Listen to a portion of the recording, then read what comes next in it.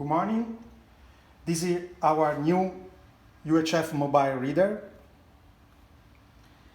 It is based on Zebra OEM 500 mW UHF module.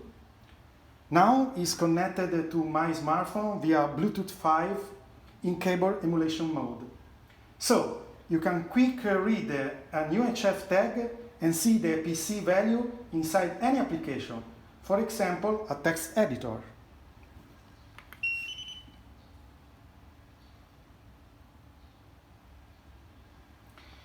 And now I will show you a practical use of our UHF Scanner RE40. This is our Chiron Cloud web application demo.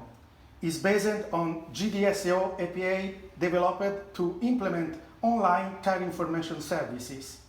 With this service, you can easily retrieve all the information of any target tire directly from the producer.